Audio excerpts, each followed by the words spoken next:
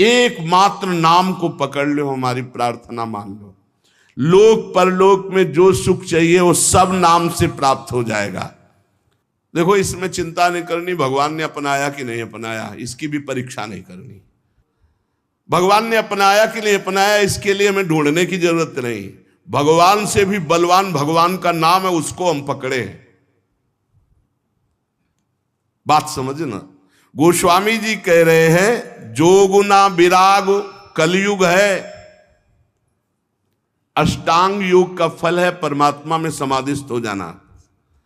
कोई बिरला योग का प्रयोग परमात्मा समाधि के लिए करता है।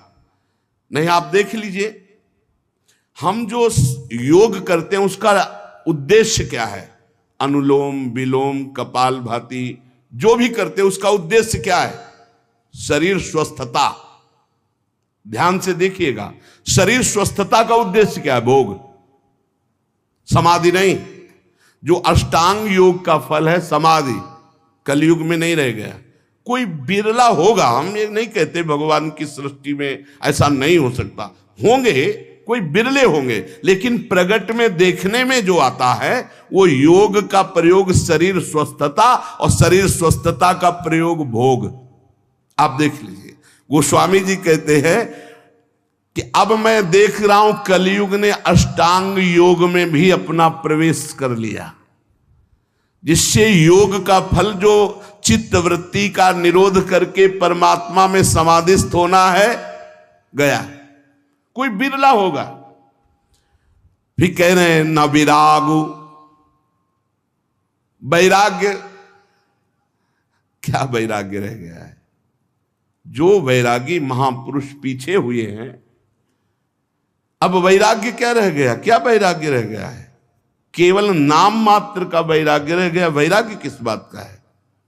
रुपया है, पैसा है, कपड़ा है, भोजन है, मकान है, व्यवस्था है, नाम मात्र का वैराग्य रह गया। वैराग्य किस बात का? जिसके जीवन में भगवान के सिवा कुछ नहीं है, राग त्रिभुवन में कहीं वस्तु व्यक्ति स्थान में नहीं, उसे वैराग्यवान कहते हैं।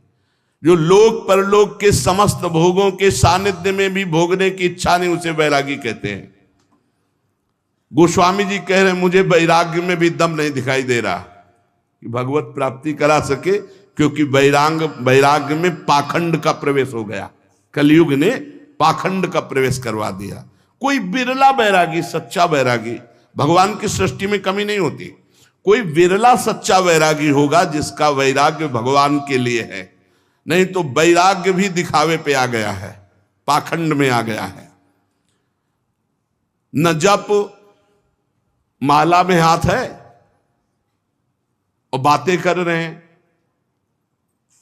माला रुक नहीं रहा, वो चल रहा है, और बातें जबान से हो रही और साथ चल रहे हैं। क्या जप हो रहा है? किसका जप हो रहा है? जप तो तब माना जाता है जो जप कर रहे हैं वो हमारे ध्यान में है, वही हम सुन रहे हैं, वही हम बोल रहे हैं, उसे जप माना जाता है। 3 बातें जप में होनी चाहिए। जो हम जप रहे हैं वही सुन रहे हैं, वही हमारे ध्यान में है। राधा तो दिखाई दे रहा है, राधा लिखा, सुनाई दे रहा है राधा, और हम बोल रहे हैं राधा, और फिर एक मन का सकिला, फिर राधा, फिर एक मन का सा, वो जप।